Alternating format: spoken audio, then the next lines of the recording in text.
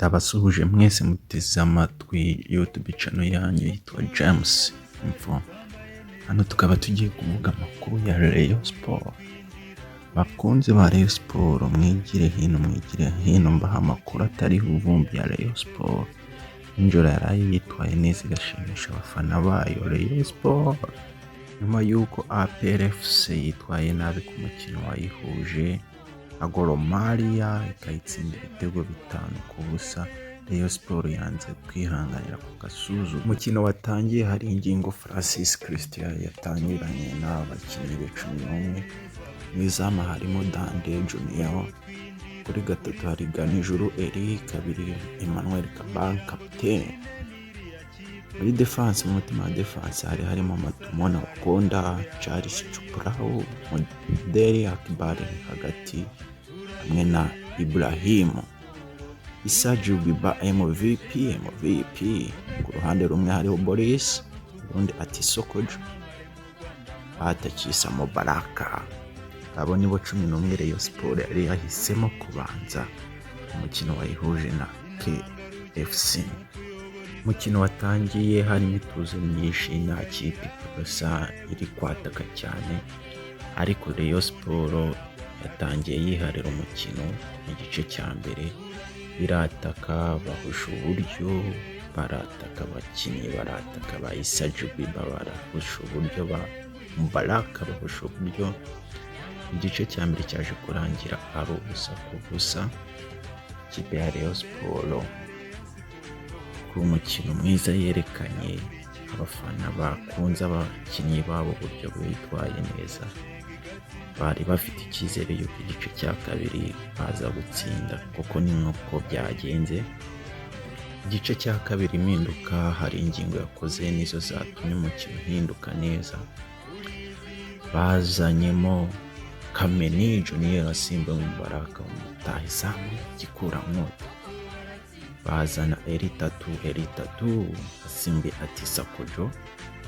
Abo bakinnyi nibo batangiye umukino neza, bahindura byose mu mukino, kuko n'igitego cya mbere nibo cyaturutseho.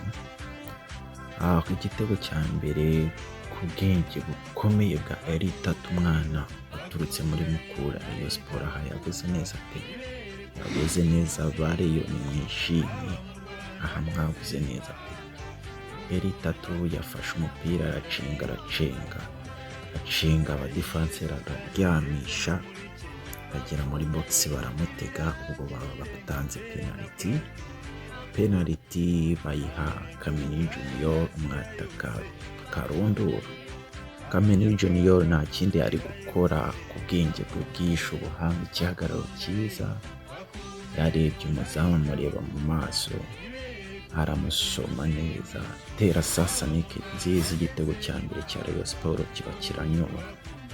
Rayon Sport ntihagaritse kwataka mu minota 60 nibwo hari ingingo Francis Christian yakoze izindi mpinduka, yinjizamo umwana witwa Muhoza Daniel, umwana ufite impano, umwana usoje icya leta ejo bundi pe, kuri pasi nziza yahawe na kapiteni we Kabang kwitwara neza cyane gusa. Yatanze pasi nziza cyane, nta kindi Muhoza Daniel ari gukora, itadepose. Igitego cya kabiri cya Rayon Sport kiba kiranyoye nacyo, bibaye 2-0 bwa KFC. Ubundi Rayon Sport yagumye irataka, kuko umukino deja niwe yari yawihariye, irataka, ariko babona amahirwe ntibyakunda kuba yabyaza umusaruro. Umupira urangira ari ibitego 2-0. Byari ibyishimo bidasanzwe ku bafana, ku bakunzi ba Rayon Sport, ku banyarwanda ndetse n'abanyarwandakazi, kubwo Murera yahesheje ishema igihugu, nyuma y'uko mukeba yayo yari yanyagiwe ibitego 5-0. Ariko Rayon Sport yanze gutenguha abanyarwanda, ibereka ko ishoboye kandi ifite abakinnyi bashoboye, babasha kwirwanaho mu gihe bukomeye nubwo babateze iminsi. Rayon Sport na Al Hilal bikaba biri ku mwanya wa mbere, aho biyoboye itsinda C kubwo gutsinda amakipe bari bahanganye. Al Hilal yari yatsinze Tusk, Rayon Sport yatsinze KFC yo muri Zanzibar ibitego 2-0, zose zari zatsinze ibitego 2-0. Urumva nta kipe irusha indi, zose niyo mpamvu ziri ku mwanya wa mbere. Rayon Sport mu mukino ukurikira ku wa gatatu izakina na Tusk, ni umukino ukomeye cyane bakunzi ba Rayon Sport, nimuze dushyigikira ikipe yacu kuko twabonye ari ikipe nziza cyane ifite abakinnyi beza cyane. Igisigaye ni uguhuza mubamenyerane, iyi kipe izaba igenda pe cyane rwose. Umukino naraye niboneye nijoro n'amaso yanjye, iyi kipe izaba igenda cyane.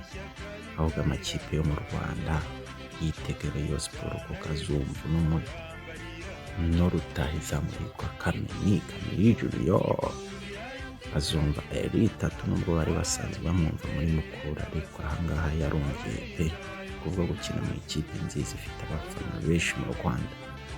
N'ubu abafana cyangwa abakunzi ba Rayon Sport ndetse n'abandi n'abanyarwandakazi ntibaremera kuko Rayon Sport yari yabona igipimo cya nyacyo, ayitegeye kuri Tusk ndetse no kuri Al Hilal. Kuko KFC bakinnye muri Zanzibar nayo bavuga ko atari ikipe ikomeye, ndetse na Gor Mahia bakinnye ku mukino wa Rayon Day ubwo bayitsindaga ibitego 2-0. ntabwo ni umukino utabemeje mu irushanwa bari biteguriye, nta kabuza bari kuritsinda. Ariko Rayon Sport nitsinda Tusk izabiciye impaka, wenda ikanganya na Al Hilal cyangwa yanayitsinda, byose byashoboka. Ni ikipe Al Hilal isanzwe iri mu Rwanda kandi bisanzwe bihangana, kuko no muri shampiyona Al Hilal rwose Rayon Sport ivuga ko yayicitse.